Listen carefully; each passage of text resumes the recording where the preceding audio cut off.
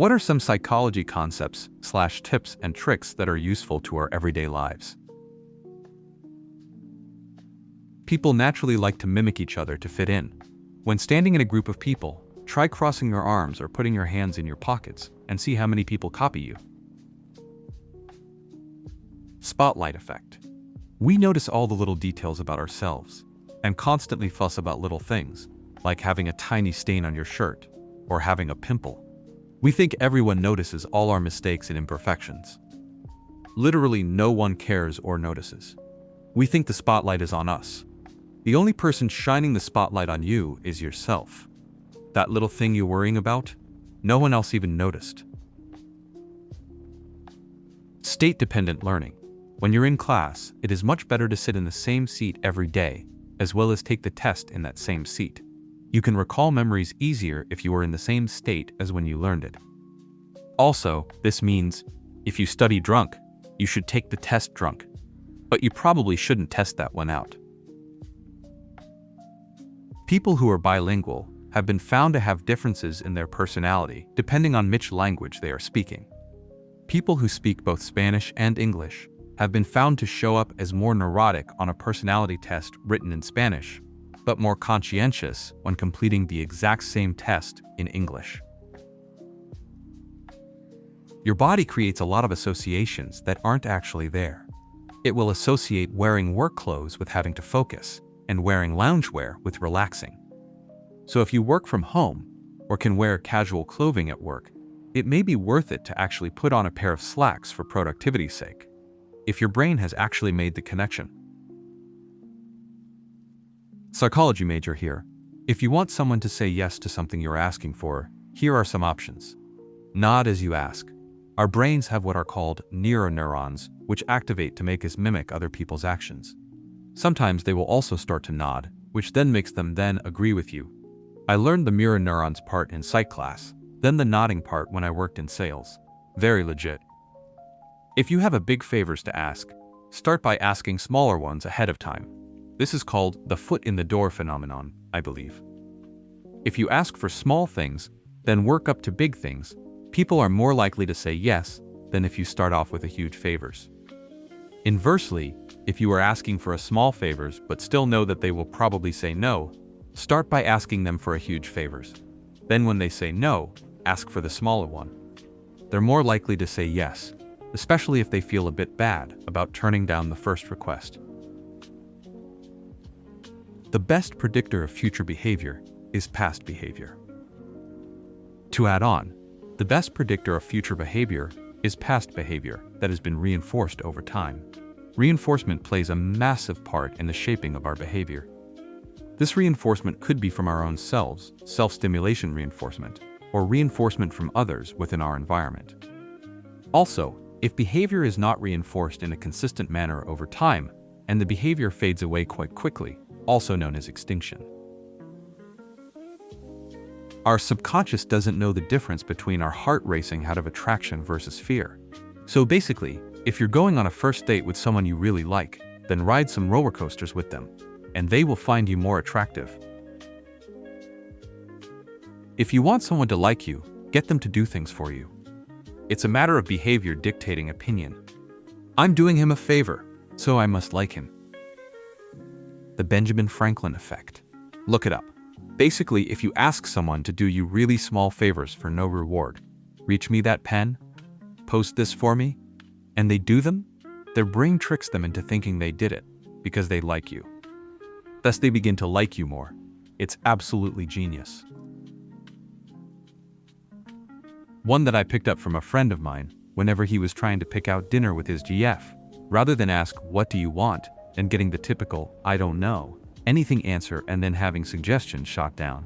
Start with, "What do you not want?" Used it a few times in some of my relationships, and it's the godsend question. I have a very real tendency to be more honest and open with people that I consider temporary friends. This actually screws me over when I get into relationships, because the fear of losing a person is what makes me less honest, because I feel the need to make them like me. If you want to keep someone, sometimes you have to be willing to lose them. The ones that stick around are the keepers. I have a coworker who is an excessive talker. She has a heart of gold and means no harm whatsoever, but I don't have time to listen to her stream of consciousness every day. Anytime she comes into my office to chat, I give her a minute to get the gist out, and then I stand and walk out of my office. She always follows and continues yammering, and we walk right back to our cubicle. Sometimes, I'll ditch her in the hallway under a guise of forgetting something at my desk. She hasn't noticed yet that I've been walking her back to our desk for months. Match the tone and pace of another person's speaking style. It connects you on a subconscious level, and they are more trusting of you. When you're talking to someone, they will naturally fill silence. It's subconscious. If you want them to keep talking, keep your own mouth shut. This is useful if you're ever in a verbal altercation. Never pass up a good opportunity to keep your mouth shut. Whenever I know somebody is holding some truth from me, I'll look at them and stay silent. No nodding, no acknowledging, just looking. The silence usually brings out the truth or extra detail. If they squirm around a bit, you know there's something they have exaggerated. If you're trying to explain a process with steps to someone, start with stating the goal so the steps make sense rather than confusing. Because of the bystander effect, if you are in an emergency situation and there are a number of people around you, you need to single someone out and tell them to call an ambulance. Otherwise, people may assume that someone else will take care of the situation. When you're in a crowd, don't look at people's faces but next to theirs, and focus a specific point in front of you. They will automatically start dodging you, and you'll reach your destination in a fast and comfortable manner. Works like a charm at train stations. Music. Putting headphones in and playing the music that I know I'd want to hear if I was in the mood that I want to be in shifts me over to that mentally, and really helps when I need to calm down or when I need to feel happier. We can't control the things that happen to us, but we can control our reactions. Situations, i.e., external factors, influence our behavior far more than internal things like our personality, our moral values, our thoughts, etc. In fact, situations influence those things fairly heavily too. If you want to change something about yourself, change your environment. Kind of a self-mind trick. Identity is powerful, so reinforcing your goals through identity instead of just what you should or shouldn't do can help you follow through. Thinking about who you want to be instead of what you should do does wonders for self-discipline. I find it interesting when humans decide they will attempt something that they never have before, something complex, something difficult, and they are serious about it. How do they know they'll be able to do it? How do they know they won't fail? Do they actually expect to fail at least a few times before getting it right? How do they get over the hump of apprehension and uncertainty in order to give it a go? From observation, and then when speaking to them afterwards, and maybe most importantly, my own personal experiences with this. What you find out is that you actually have to talk yourself into it, lie to yourself, convince yourself that of course I can do this, despite any evidence supporting it. This psychological exercise is for some reason necessary for many of us, in order to bring desired results to fruition. And the great part is that our mind allows this to happen, allows us to lie to it, and a clear vision of success is formed before the actual success happens. Brains are very beautiful. Fake it till you make it when it comes to confidence. It's true. Then you'll realize how many other people are faking it too. This is actually how I got confidence. I would emulate the behavior of a confident character in a show I really enjoyed, and then with time, that became my own behavior. Now I can talk to more or less anyone without feeling particularly worried, and I used to have social anxiety. Telling other people about your goals in order to keep yourself accountable is far more likely to result in failure than keeping your goals to yourself, which is completely opposite popular wisdom. You go where you look. It's called target fixation, and it works everywhere, especially useful for driving, cycling, motorcycling, etc. For example, if you want to avoid something, don't look at it. Look at the path that avoids it. It even works in video games, which is just mind-blowing. You actually can't multitask. I know it's popular to think that you are multitasking, but the research is clear that people actually can't multitask, with one specific exception: one thing at a time. For many years, the psychology research has shown that people can only attend to one task at a time. Let me be even more specific. The research shows that people can attend to only one cognitive task at a time. You can only be thinking about one thing at a time. You can only be conducting one mental activity at a time. So you can be talking, or you can be reading. You can be reading, or you can be typing. You can be listening, or you can be reading. One thing at a time. Source: I run multiple thought processes at the same time, as in holding a meaningful conversation, mentally making a grocery list, and be focused on a task that I am doing kind of stuff. And unless I am an anomaly, I can't bring myself to truly believe that. You can lead someone to good choices, but you can't make them do it. Fundamental attribution error: the tendency to inflate our own explanations for observed behaviors, while disregarding situational explanations for these behaviors. One of the clearest and most common example, in my opinion, of this is our thoughts about other drivers. When someone cuts us off or something, we often just think they must be rude, unconscious, when in fact they could have not seen us, been having an emergency, or a plethora of other, more acceptable reasons for their behavior. When trying to self-talk your way through a stressful event, truthful thinking works better than positive thinking. For example, if you're nervous about flying, "The people who got off before me all look fine," is more effective for managing the anxiety than, "Oh, everything will be fine." We have learned that being vulnerable is a negative trait. Nobody wants to look weak, so a lot of people struggle alone, when in fact we all have struggles. And part of being human is our ability to make connections with other people. But with practice, you can learn to let people in. Give yourself permission to ask for help. Most people's sense of emotion outweighs their sense of logic. If you can take emotion out of the equation, you can gain the upper hand in many situations by logically assessing where the other person's emotions will guide their thinking. Then you can use logic to determine when to sprinkle some emotion of your own in there, and when to say what will get exactly the emotional response you want. Only have a psych minor. But the Dunning-Kruger effect is a cognitive bias in which people with low ability at a task overestimate their ability. It is related to the cognitive bias of illusory superiority and comes from people's inability to recognize their lack of ability. Knowing this bias in myself helps me to ground my expectations and accurately assess my own abilities. The Dunning-Kruger effect isn't about intelligence, it's about knowledge. A first-year physics student is likely to overestimate his knowledge of physics, while a renowned physicist is likely to underestimate his. If I'm having a conversation that's a bit difficult, or I don't have a lot to say, then I'll repeat the last word or phrase that the other person said, with a slight tilt of my head, as if I'm rephrasing it as a question. Virtually all the time, they'll expand or elaborate on what they said previously, and then move on to something else too. I can keep a whole conversation going just by doing this.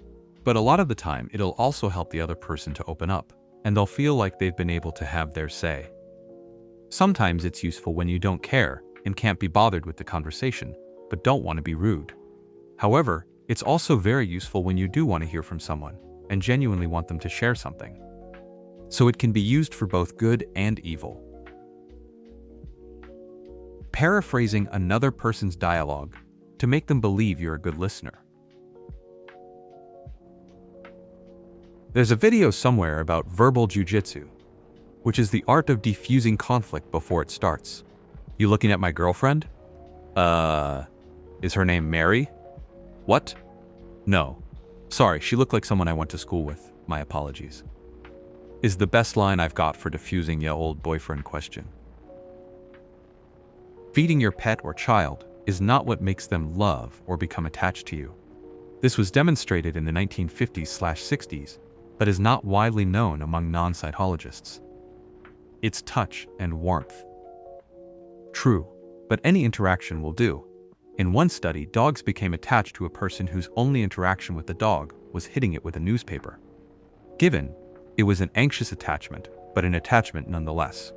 Feeding the dog led to no attachment whatsoever.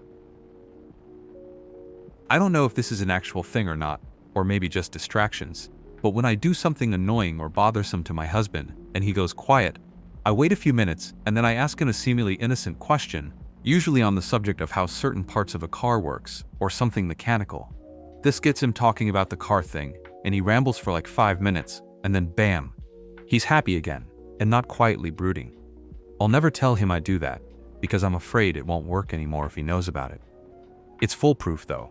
It works every single time, no matter how bothered he is. A girl I like does this to me. I know exactly what she's doing, and I fall for it every time.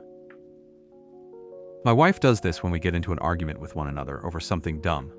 I know exactly what is going on, but I'm glad for it. It's her way of saying, it's stupid for us to stay mad about this. Let's move on. So I play my part, and we put the argument behind us, instead of having to be huffy over nothing. Broadly speaking, there's difference in how men and women form friendships. Men tend to form friendships in terms of how much time they spend with someone, and women tend to form friendships by self-disclosure. So if you want to make friends with a man, show up. If you want to make friends with a woman, share something about yourself and listen when if she reciprocates. To be clear, not every person responds this way, and of course you can make it weird. People's feet are often an insight into what they're thinking. For example, if you approach two people talking and they turn their torso to you but not their feet, they'd prefer you left them alone. Similarly, if you're talking to someone and their feet are pointing away from you, they want to escape. People seem to think knowing about a bias stops the bias from happening. It doesn't. The way memory works is really interesting to me. We think of it as a camera, but it's not at all. We save the essential details, the skeleton, and every time we remember it, we flesh it out based on those details. So you're not really remembering something, you're constructing it. And the more you recount or think about a memory, the more likely it is to be distorted. You can only disprove things in psychology. That is how science works. Hypothesis, then test. Test fails, hypothesis is wrong. Test succeeds, hypothesis might be right, but it's not definitive. Feynman explained it about as well as anyone. The scientific method.